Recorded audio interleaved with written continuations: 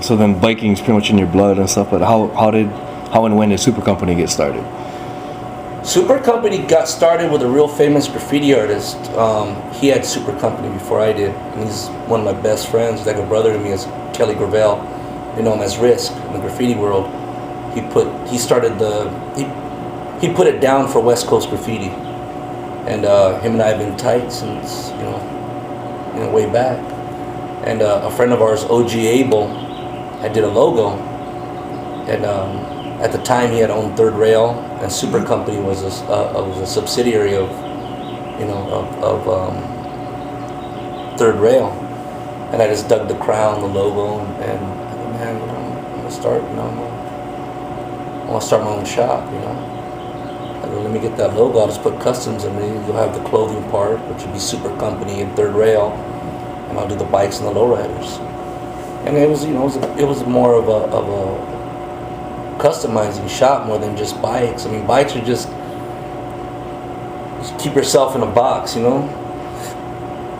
mean, I'll do lowriders. I'll paint, I'll do paint job, paint bikes. I'll paint cars. Hydraulics, I'll do whatever, whatever it takes to pay the bills, If you want a custom couch made, and I think I can make it, I'll do it, Sure. So that's where the inspiration comes from. It's just not bikes. It's it's almost like mixed martial arts. It's just not, you're not boxer, kickboxer, jiu-jitsu, shoot fighter, whatever you are. It's, it's kind of a big pot of gumbo. So it's the whole package. Awesome. And so, like, what would you describe as your style? Do you have a style that you could kind of see throughout all your work, like whether it's lowriders and the bikes? I mean, it's a 70s style. I never got away from the 70s. I was a 70s child, and everything I saw and everything that I believe in stems from the 70s. I mean, to me, it was one of the most purest eras, eras of our time. You stood up for what you believed in. You had respect for people. There wasn't things going on like they're going on today, where people just sit back and they don't stand up for what they believe in. There was people protesting. There was power in numbers. Together we stand, divided we fall. Everybody was getting along basically. There wasn't that racial tension. There wasn't gang violence. There wasn't crystal meth around, Nobody was really, it wasn't, I think it was the purest era. And everything, they didn't have the internet to look at, you know what I'm saying? They had limited forms of communication from guys who are doing the same exact thing, and they're like, wow, this is cool, but where'd you get the idea from? It came from your heart and your head, it came from your passion. Now we have like the internet, we'll see something, we'll copy it.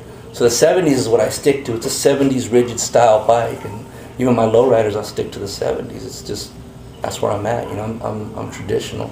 80s suck, 90s suck, and 2000s really fucked up. So I mean, 70s is where it's at, man. You could have sex without condoms, man. You don't have to worry about shit.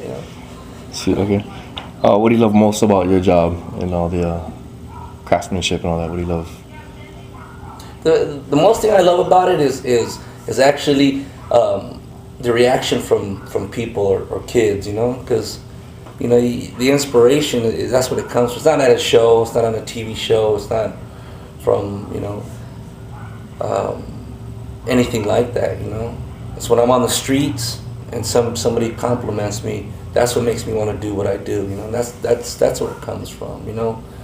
People drive towards their, their drive is towards other things, They have, their hearts, in a different place. They want to be famous, they want money, they want fame, they want whatever, and, that's, to me it's getting on the streets, being out there where I'm comfortable, and just getting people's reactions, and it's cool, It's cool when somebody gives you the thumbs up, or they're driving by and you see them, they almost bust their neck in half, looking back, you're like, yeah, okay, cool. I made my point. I can just imagine how you're saying about kids. They must just lose their mind. Yeah, like little kids must just trip out. Like, oh. I never kept one trophy. Yeah. When I'm at a show, I always give my trophy to a kid. Cool. And they'll take that thing home. I mean, I've won every not to brag, and I'm not the last dude to brag, but sure. I've won every prestigious award in lowriding and motorcycling.